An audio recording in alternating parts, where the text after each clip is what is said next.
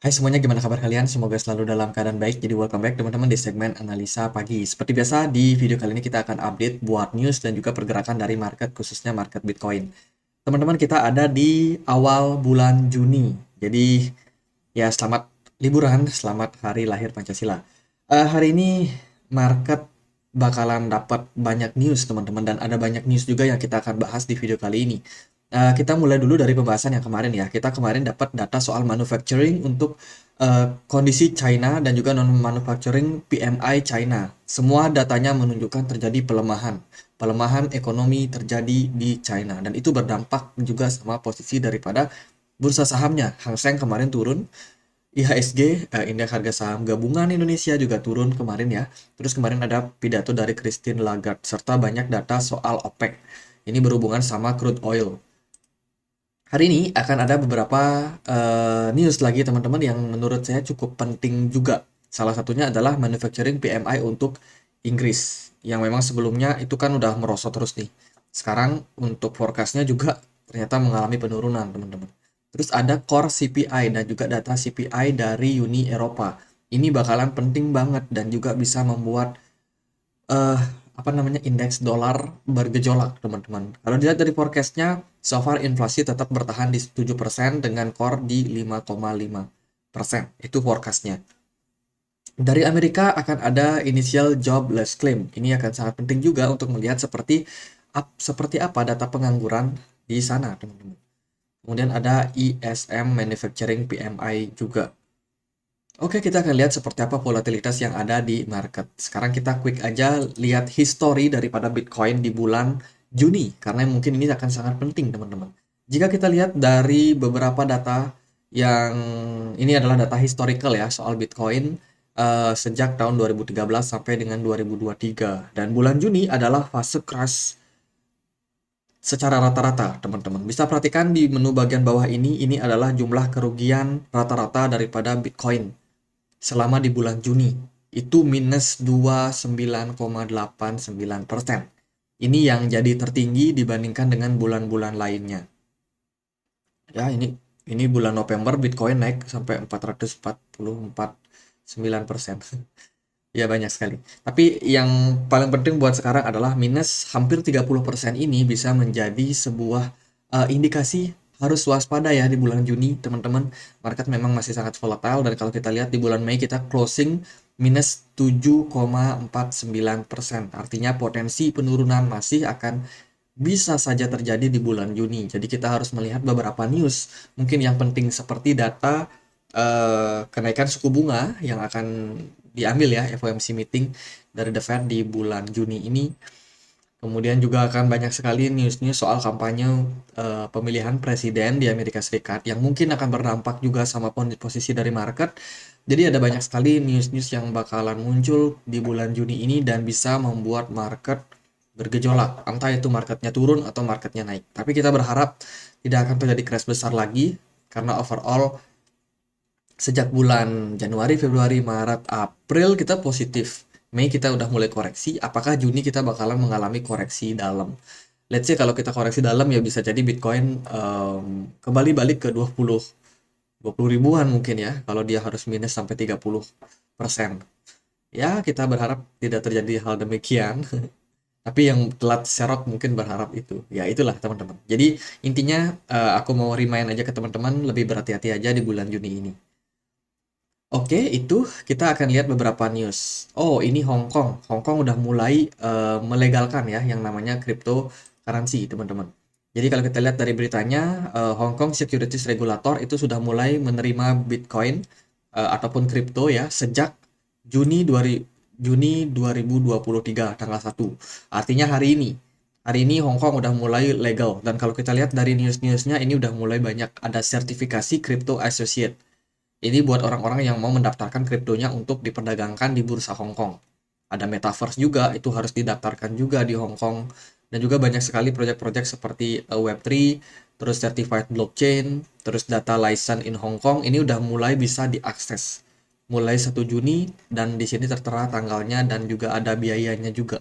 Jadi ini sebenarnya lebih kepada buat pengembang-pengembang. Artinya mereka udah disupport sama pemerintah Hong Kong dan akan diregulasi secara ketat. Yang dapat yang perusahaan blockchain yang dapat certified ini, sertifikasi dari Hong Kong ini mungkin akan dapat good news ya, karena dia sudah dianggap lebih baik daripada blockchain-blockchain yang tidak terdaftar di bursa Hong Kong. Kita lihatlah nanti ke depannya kripto kripto apa yang akan dapat license pertama dari Hong Kong ini. Kemudian dari berita yang lain, ada berita dari US Senator Elizabeth Warren yang mengatakan kripto ini ya dia ngefund lagi ya teman-teman. Elizabeth Warren memang em, apa ya, dia tuh cukup gini lah sama kripto, cukup benci lah bisa dibilang. Dia memang menjadi opposite daripada kripto. Di sebelahnya, di sisi yang lain itu ada ya beberapa politisi yang cukup ramah terhadap kripto. Jadi Elizabeth Warren ini berperan sebagai opposite-nya. Jadi dia mengatakan bahwa time to shut down, shut it down. Jadi menarik banget teman-teman. Apakah itu yang menyebabkan market kripto kemarin turun? Nah, menurut saya sih ada news yang cukup penting, yaitu dari Binance.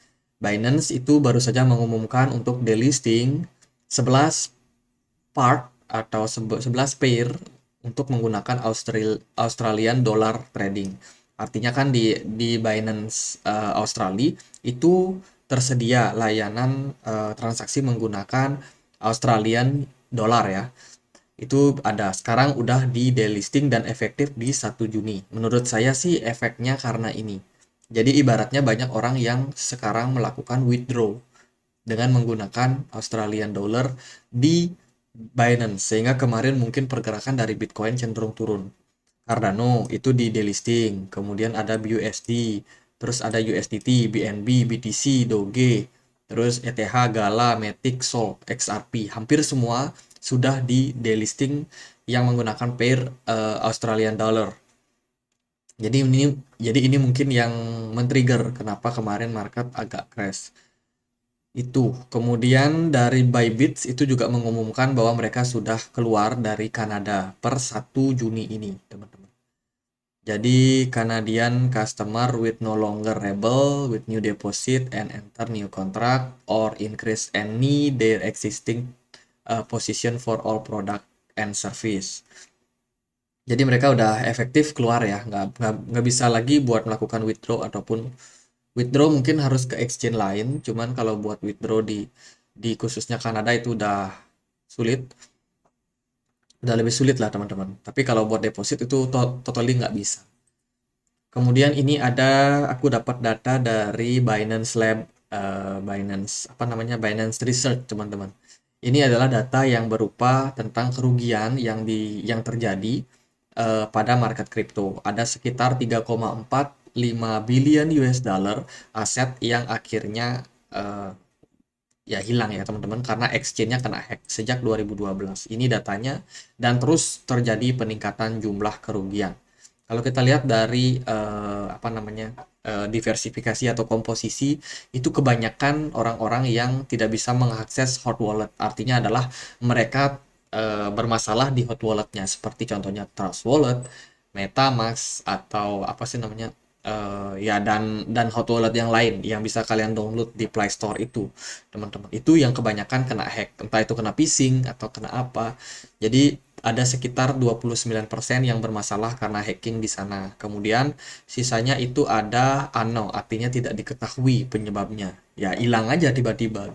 Ada sekitar 23%.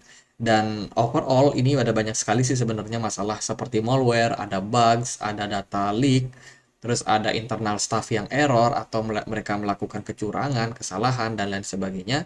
Ada juga karena masalah server atau sistem. Jadi ini adalah kerugian-kerugian yang ditanggung oleh para investor sejak 2012 yang lalu, sejak awal kemunculannya kripto. Jadi udah banyak kerugian. Terus dari berita yang lain, ini ada Coinbase manager dan ini insider trader mereka ya, brother agree to settle insider trading. Jadi akhirnya mereka mengaku kalah dari Coinbase, eh, mantan mantan manajer dari Coinbase dan juga saudaranya yang kemarin kita sempat bahas juga di video analisa pagi teman-teman, perihal sidangnya mereka karena mereka melakukan insiding trading. Jadi intinya mereka dapat informasi dari internal Coinbase, kemudian dia gunakan buat trading. Padahal itu sebenarnya ilegal dan tidak boleh dilakukan seperti itu. Jadi dia memanipulasi koin-koin yang akan listing di Coinbase sehingga harganya akan langsung nge-pump ketika dia listing dan kemudian dibanting lagi untuk mereka taking profit. Jadi itu kejahatan, teman-teman. Oke, sekarang kita udah masuk ke bulan baru. Kita bahas dulu yuk Bitcoin dari time frame monthly-nya. Overall dari time frame monthly, posisi Bitcoin ini cenderung kurang begitu bagus ya. Bitcoin cuma create satu candle merah, tapi meskipun demikian, saya masih cukup optimis terhadap posisi dari Bitcoin buat sekarang ini.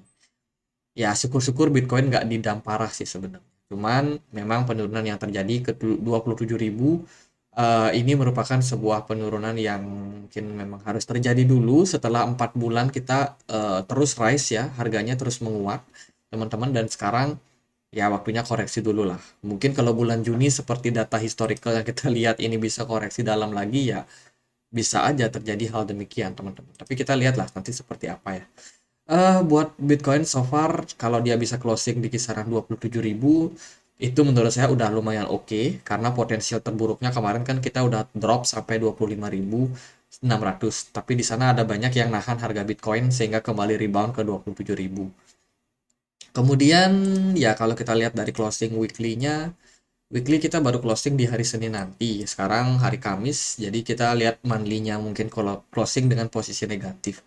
Kalau dari weekly overall pergerakan Bitcoin masih cenderung agak agak melemah sih teman-teman. Kita nanti perlu lihat lagi seperti apa pergerakannya sampai hari Senin minggu depan teman-teman.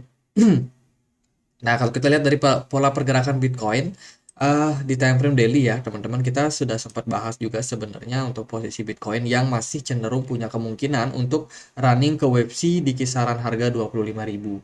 Jadi saya pribadi masih cukup melihat potensial 25.000 ini menjadi level support untuk meneruskan ABC corrective pattern mereka sebelum menyelesaikan wave 2.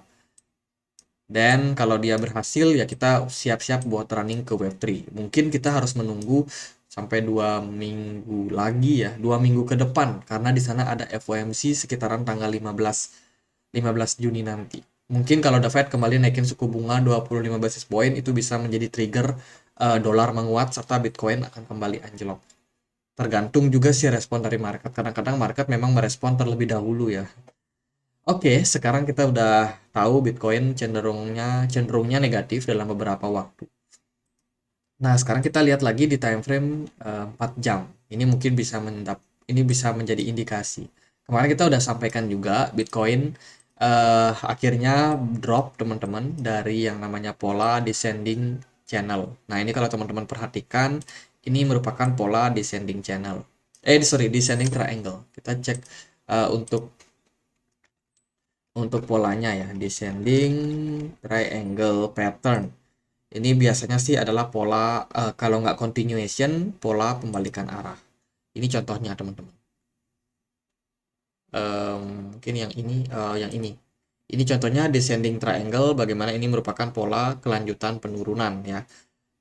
Ketika dia breakdown dari neckline di sini, maka harganya berpotensi untuk kembali melanjutkan penurunan. Jadi kalau kita melihat bahwa pola ini yang terbentuk, saya rasa cukup sesuai sama pergerakan Bitcoin di time frame kecil kemarin, di time frame 4 jam atau di time frame 1 jam ya. Ini neckline-nya memang kita udah wanti-wanti di support 27.500. Jika kalau Bitcoin drop dari level tersebut, maka ya potensinya dia udah bakalan masuk ke fase koreksi berikutnya. Untuk targetnya kemana?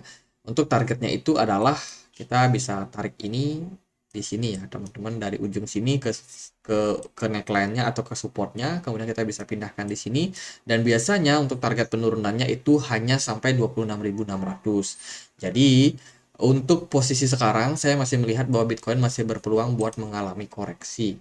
Entah itu koreksinya bakalan dibawa naik dulu balik ke 27.400, atau justru dia di sini nggak kuat terus ya balik turun lagi teman-teman ke level 26.600. Jadi untuk jangka pendek saya rasa 26.600